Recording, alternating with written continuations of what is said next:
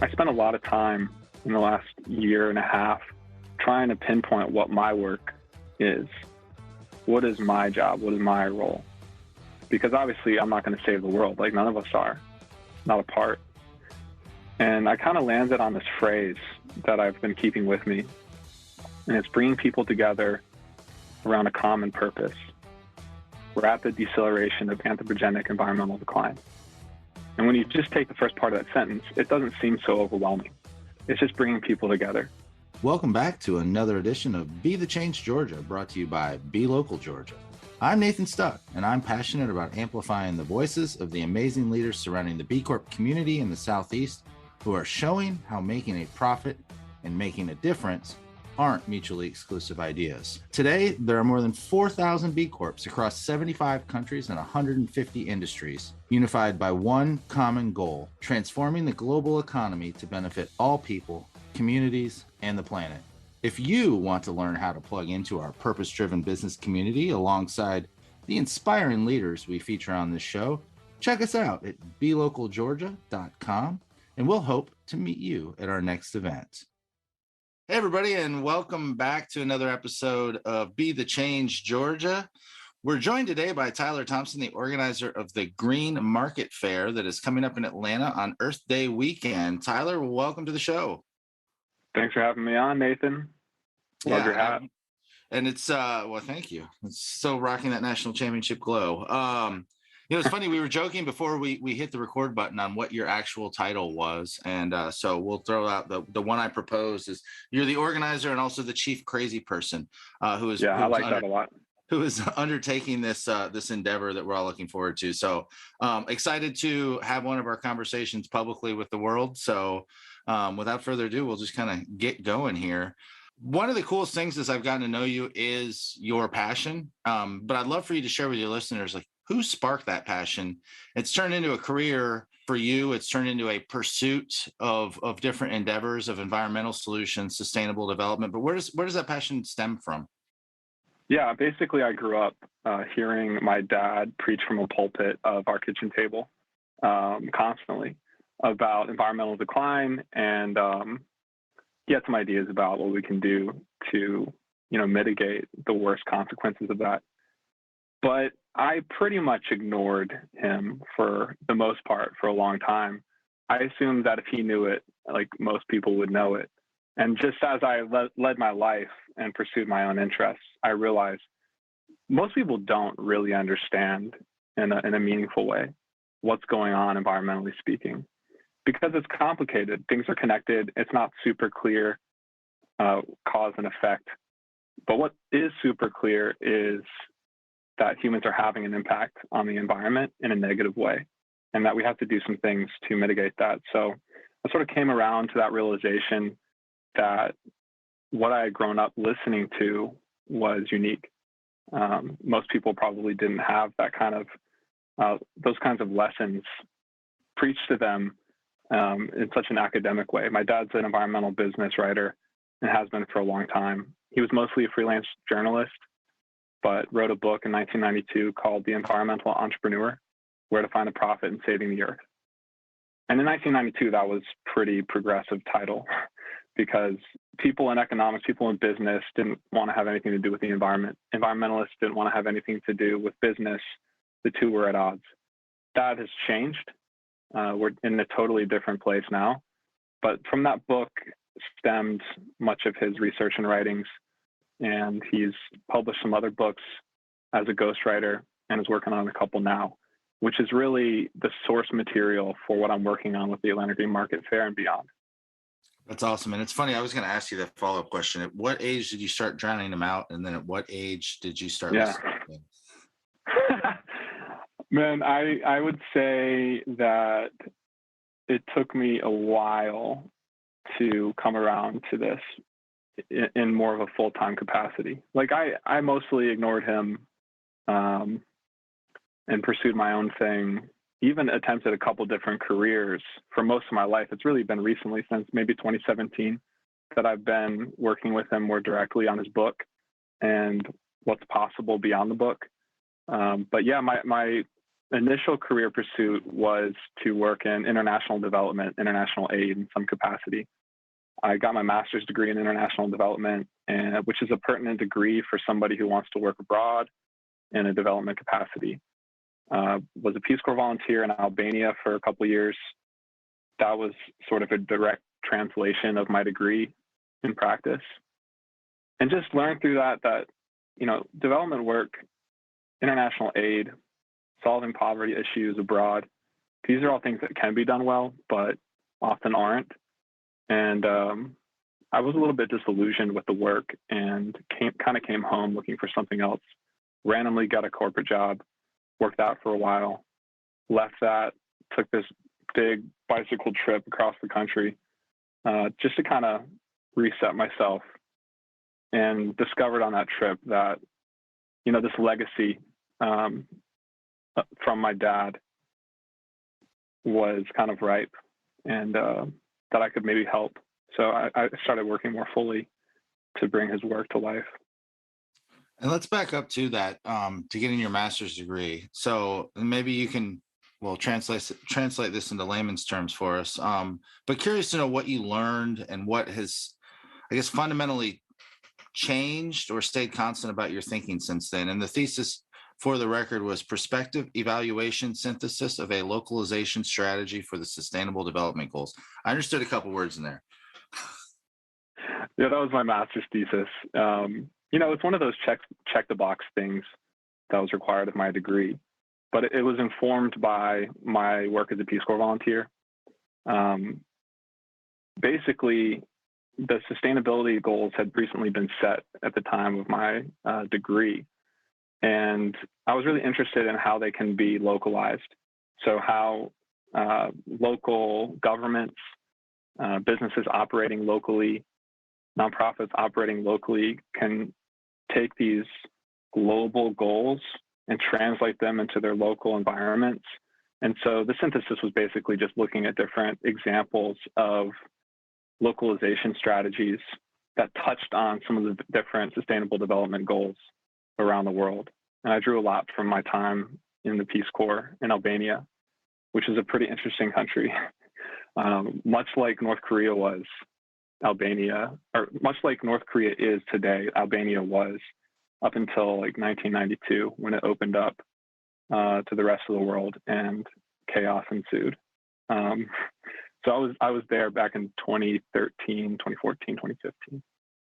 Wow. And so did some of this research that you did in the master's, is that what drove you to, is that was that part of the idea for the Green Market Fair? Like that localized approach? Yeah. It's interesting. When you're looking at it from a business perspective, there's not much growth. There's not much scalability in localizing something, but there is replicability. What you can do in one locale, you can be inspired by that, but do it a little bit differently in the next locale, because no place is the same. There are different actors, different resources, and it's more impactful to a community anyways to do something locally. And the idea for the Atlanta Green Market Fair is to feature local sustainable businesses, local to Atlanta, local to Georgia, as much as possible, showcase what we're doing well here. And, down the line, that's probably something that can be replicated in another city.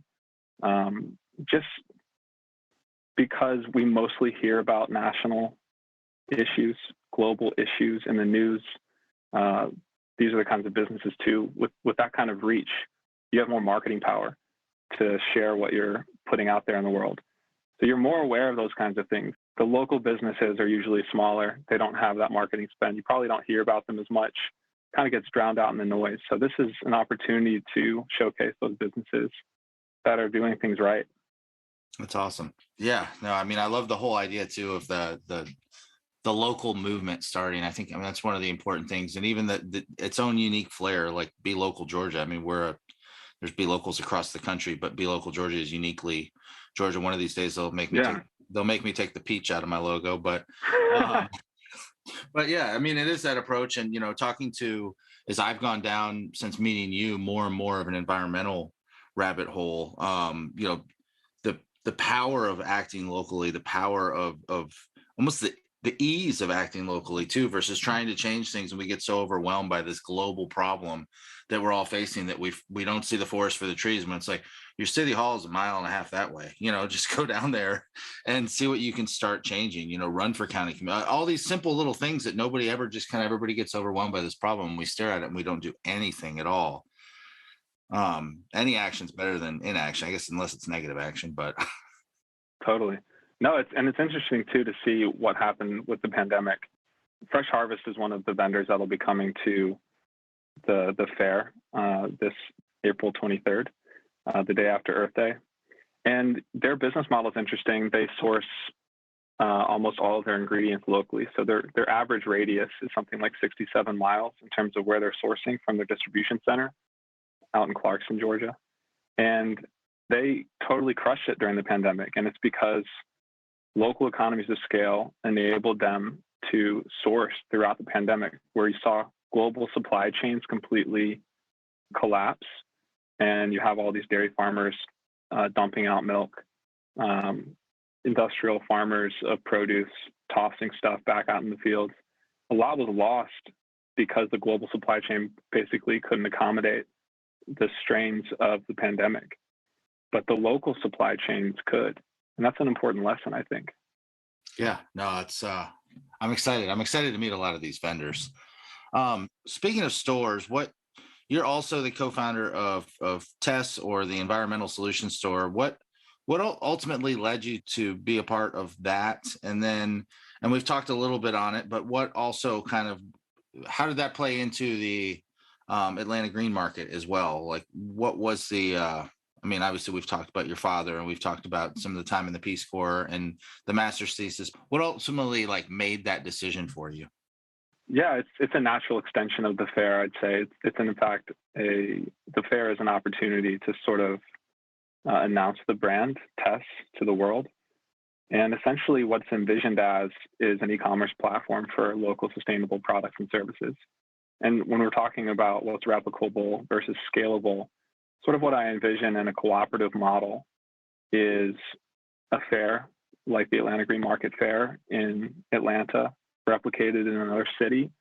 And those kinds of events, launching weekly, smaller versions of those events, pop-up markets. So it's a physical presence. And then onboarding some of those products and services into an e-commerce platform that's localized to Atlanta, that's localized to Charlotte, that's localized to wherever.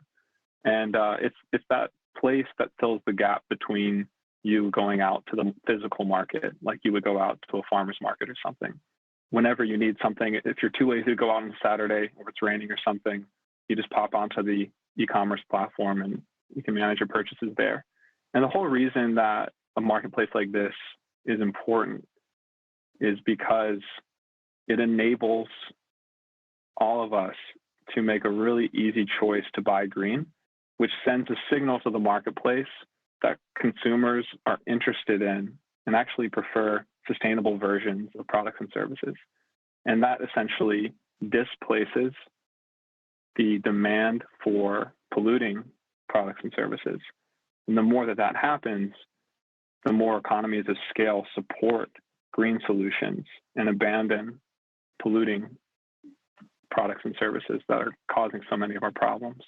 So that's the idea. It's really to achieve economies of scale for local green businesses so that those kinds of businesses are the ones that win.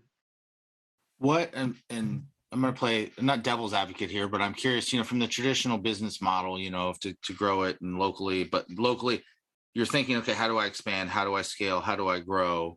How do we keep that local model local? Maybe if the business owner is more ambitious and wants to get into major box retailers, how do they not just become the next version of whatever we're replacing? Yeah, you just have to be careful along the way, but I would say that it's possible to achieve sustainability at scale. Look at Interface Carpets. This is a B2B solution. So this is not necessarily something a consumer would buy, although they do have Floor, which is a consumer-facing version of Interface, but they're making carpet tiles. And they've advanced so much that they're actually sequestering carbon in their carpet tiles, which is insane. their effort is the difference, I think, between how they're doing things and how other businesses are doing things. It's not true that if you go the extra mile in being sustainable, that it's going to cost more and you won't make up that cost in profit. Like, you can be super profitable, and they're a great example. I think Patagonia is another great example. Because of the way that they make clothing, they've essentially set up supply chains that never existed before. And a good example of that is actually their branch into food. They've started making provisions, and they're totally funding 100%. And I forget the name of the grain, but it's what they use to make long root beer. And the roots for this beer, or the roots of the grains that they use for the beer, they're like 12 feet. They go 12 feet into the soil, which really helps with soil health and carbon sequestration. And Patagonia is completely funding that effort in the U.S. I mean, there really isn't another farm growing that kind of grain, because there's no, it's not being used in any marketable product. Like, this is what business can do. You know, it doesn't mean that the bigger you get, the less sustainable you are. You can do things the right way and be small, medium, or large. No, I love that answer. And I get asked that question a lot of times, especially speaking to students, of I would love for more people to buy these products, but they're also cost prohibitive. So I think that's a big thing that when I hear you talk, it sounds like that's a big part of your why, is those economies of scale allow these sustainable products, these more environmentally friendly products to be, if you look at Pete and Jerry's eggs, they're $7 a dozen. You look at the cheap styrofoam mass farm produced, and the gross yellow, like translucent yolk, it's $1.99 for 18 eggs. So getting those economies of scale, what you're trying to accomplish, is what solves that problem. Totally. And, I think it's important to note that there are some things that we think of as sustainable that are also expensive, and we wonder why. And I think organic food is a good thing to focus on here. I think the assumption is that organic food has become so popular that it should be cheaper. But when you look at it as a representation of total food sales, and I looked at this the other day, it's something like 5.6% of all food sales is organic food, which, when you're looking at the adoption curve, it's right in the very beginning. Like, we haven't even started to go up. And that's why organic food is still expensive. It's an adoption problem. The more it's adopted, the more it's, the bigger percentage of total food sales that organic food is, you'll see prices come down. So, I only bring that up because I think there still remains this assumption that there's this green tax and it's impossible to get rid of. But it isn't. It's just that most of the examples we point to, like organic food or electric cars, those kinds of things are still such a small percent of total sales. And with electric cars, it's 2.6% of total vehicle sales or something like that. It's really small.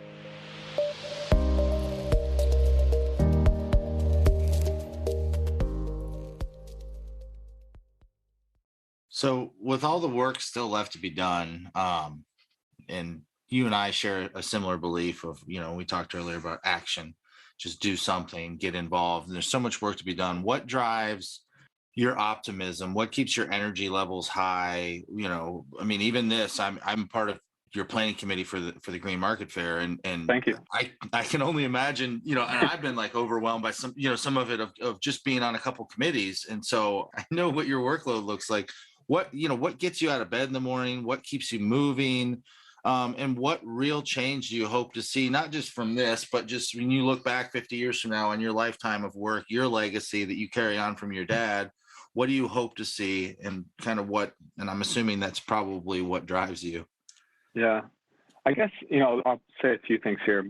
One thing is the fact that the progress we've made in terms of advancing market-based solutions to environmental problems, the progress that's been made has been made haphazardly. So companies are they're doing market research, right? and they're looking at spend reports and trend reports and all the metadata about what you're spending your money on. And they're using that to make decisions about how to run their business. And so because of that, we've seen a lot of advancements. A lot more companies want to be sustainable, right? And sustainability reporting is a big thing. And impact investing is really driving a lot of change because now big companies, big corporations are looking at that money and they're trying to figure out how to get it. But for the most part, change has been made haphazardly, meaning like individuals have made choices and that has been aggregated behind the scenes. But what has not been tried in a sort of like massive way is to come together, as a kind of cohort of consumers that are making collaborative choices about what to buy. That kind of thing could drive some really important messaging about consumer preferences and get a lot more response from the marketplace, probably drive a lot more environmental entrepreneurialism as well. So I think that's a pretty exciting outlook when you think about how little's been done to coordinate consumer action. So that's something I'm super interested in with the Atlanta Green Market Fair and with TESS going forward, is finding ways to involve people in consumer campaigns that advocate for green products and services. And I think, the last time when we kind of had our practice session for this, to peel back the curtain a bit, for this podcast, one of my answers to the motivation question is, comes from just my spirituality, really, and a sense that this is the time, and the heritage from my father is sort of making this a unique moment for me. There really isn't anything left to do than try, and I operate from that place a lot. It drives me forward. Super interesting work as well. I'm just really curious. And I spent a lot of time in the last year and a half trying to pinpoint what my work is. What is my job? What is my role? Because obviously I'm not going to save the world. None of us are, not a part. And I kind of landed on this phrase that I've been keeping with me. And it's bringing people together around a common purpose: rapid deceleration of anthropogenic environmental decline. And when you just take the first part of that sentence, it doesn't seem so overwhelming. It's just bringing people together, And the second part of the sentence is a little bit more focused. Hey, how can we most quickly bring people together to advance market-based solutions? Because from my point of view, from my dad's point of view, that's the quickest mechanism for driving substantial change. And that's because business doesn't like regulation. If laws are passed, they will still fight those laws tooth and nail, but they'll turn on a dime, right? Because of the profit motive. So we see that as the most practical and immediate way to drive change. And that's kind of how I've navigated my work. And so when you narrow it down like that and make it just about bringing people together, I think it seems a little bit less overwhelming. I'm not trying to save the world. I'm just trying to create a sandbox for people to play in. And often people like you have come into that sandbox and learned a lot. So, I appreciate you and all the volunteers for this event to kind of kickstart the local green economy here in Atlanta, Georgia. Well, and it's funny because as you go down, everybody's always on, at least I hope they are, on a knowledge journey. And, I grew up, we'll just call me an upper cusp millennial. And, but I grew up in the age of recycling, and that was going to solve all our woes. And then, and you go down this rabbit hole, though, of that's just a green one. It was literally a marketing campaign coming up with that little pretty triangle. And, and then you start doing the research, and I meet people like you, and I get in different, especially in the B Corp world, get roped into different conversations with people who that's their big priority as being a B Corp and learning about what actually happens. But at the same time, realizing that 10 years ago, nobody talked about carbon neutrality. nobody, now you get the hardcore environmentalists like, well, that's all, you know what? And it's like, well, hey, we're getting people to do that. And so it's like, we're rapidly accelerating this conversation. And I think you hit the nail on the head. It's supply and demand. Like, if you're going to get companies to listen, why does suddenly everybody care about, diversity, equity, inclusion, the environment, everybody, whether or not a lot of them are really good marketing campaigns, but they care because they know that, this next year generation, Gen Z, they want to work for companies with purpose, so it's that supply and demand that is starting to push the conversation, where I think you're right. Laws and regulations, if we're waiting for those for businesses to change, they're not. But if we make it, if we tell them what we will buy and what we will not buy, and who we will work for and who we will not work for, I think, and you're right, it's those small collective actions. Man, this is why we're brought together. Like, it's such a common energy. I love it. So, so with that, I want to ask one more question, kind of around, I guess, the future of this. And I know you're optimistic. I'm optimistic. Sometimes, I don't know, maybe we're not as much, but we try to at least portray that we are. But what are your greatest hopes? Yeah, sometimes it's tough. What are your greatest hopes around making it more convenient to buy green as we talk about that supply and demand shift? What do you see? And I guess, again, what gives you hope that it's going to happen? Yeah, a lot of interest, I think, is what gives me hope. And it helps me see this as being something that has continuity to it. So a lot of interest from vendors. We've been working to curate 50 or so vendors that can kind of fit into our venue, a Pond City Market. And there's some really cool companies here in Atlanta. And for those companies that we've talked to that don't really fit the bill, like they're not doing, as much as they could from a sustainability standpoint, we're staying in contact with them because we want to help them on their sustainability journey. And at the end of the day, I would like the Environmental Solutions Store to be a place that represents the most sustainable version of a particular product or service that's available, because that drives competition to be better. And by kind of keeping everybody in-house and working with everybody to help them solve their issues, whatever they are. A lot of issues right now center around sourcing, because it's just a problem because of the what happened during the pandemic. So the interest on the part of existing companies that are already doing things really well, and from those that probably have some room to improve, that's the one side of the equation, right? Like, that's the business side. From a consumer standpoint, we're just getting a lot of interest in this event, a lot of early registrations through our website showcases how much interest there is. And one of our intentions for the event is to publish an impact report, kind of showcase how much was spent in the local green economy on the day, how much waste were we able to divert from this event, how many people did we bring together, those sorts of things. And I know that's something that you've been involved with. But I think the two entities that we're trying to bring together around this idea, it's the businesses and it's the consumers, and the interest from both is already there. So being able to showcase what happened when everybody came together is something that I'm really excited about. And down the line, I'd love to be able to get sophisticated enough to showcase the impact of each purchase.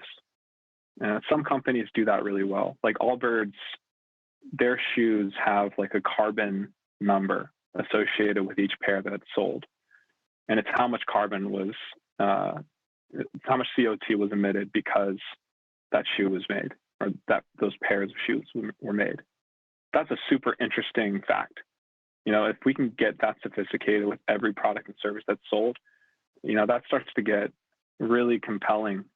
And maybe down the line, it's like a consumer portal that enables you to see what your impact really is.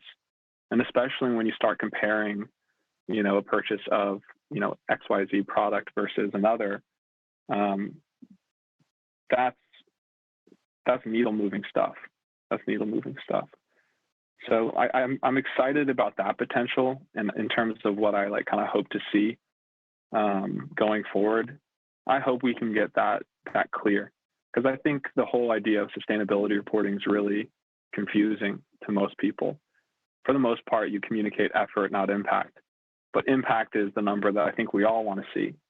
And to be able to do that for each product sold, and then to kind of aggregate that for each person who shops with us, and then to aggregate that across all people who shop with us and be able to say, like, this is the impact we had in terms of avoiding deforestation. This is the impact we had in terms of avoiding polluting fuels. This is the impact we had in terms of, preserving freshwater sources.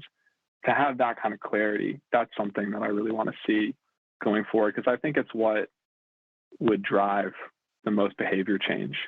Because it's just super clear, super obvious. There's nothing kind of obstructing the idea of green. It's right there in front of you. It's measurable. There's no fancy green triangle telling you that all is good. Just put it in the blue bin.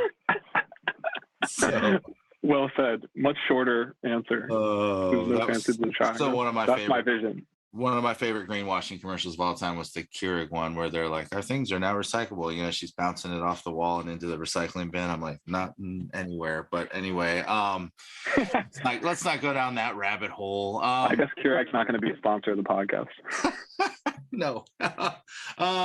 One last question I love to ask everybody is, what question do you wish I had asked you? I actually wish that I had been able to ask you questions. Ooh, maybe we need to do a reverse podcast at some point. We probably do. No, I think you covered some great questions, and I appreciate this time to kind of go over some ideas. If I'm missing anything from this conversation, it might be to say that what I'm working on is more so in an idea stage than anything else. The fair is the first physical representation of some of these ideas. And what we can do beyond that has everything to do with people showing up. So I'll take the opportunity now to go ahead and plug www.atlgreen.market. If you haven't already, go to that website, RSVP, bring some friends. Your show support helps bring these ideas to life going forward. So I think that's what I'll say to kind of fill the gap here at the end of the show. Awesome. And if people beyond that, if people want to get in touch with you, social media, LinkedIn, Instagram, Twitter, anything?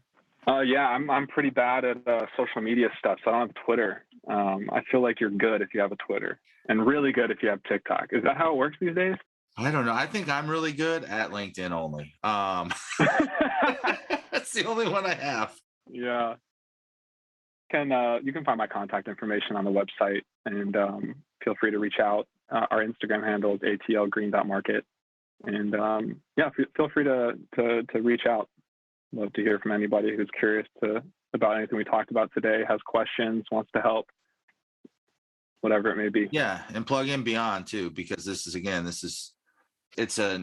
will be an iterative event that we learn a lot from this first go around, and that we can take into figuring out what phase 2 looks like. Exactly. Yeah, thanks for that. So awesome. Well, Tyler, appreciate it, man. Glad our worlds collided at a Be Local event last year, and happy to have you in my circle. Happy to be in your circle, and thanks for coming on the podcast. Oh, absolutely. Thanks so much for having me. I really appreciate the opportunity. Great talking to you. Always a pleasure. Now one of our conversations is out in the universe. So awesome. Have a good one, Tyler. Appreciate it. Later, man. Well, that wraps up another edition of Be the Change Georgia. We're grateful, as always, for the opportunity to serve you with this content and grow this incredible community of purpose-driven B Corp leaders. If you haven't already, we would be grateful for you to rate the show wherever you get your podcast by simply tapping the number of stars you think it deserves and sharing it with a friend. This helps us get the word out and continue to use our collective influence as a force for good. This podcast wouldn't be possible without the help from our production team at Chat with Leaders Media. Learn how you can launch your own podcast to grow your business at chatwithleaders.com. Thanks again for listening, and now go be a leader worth following.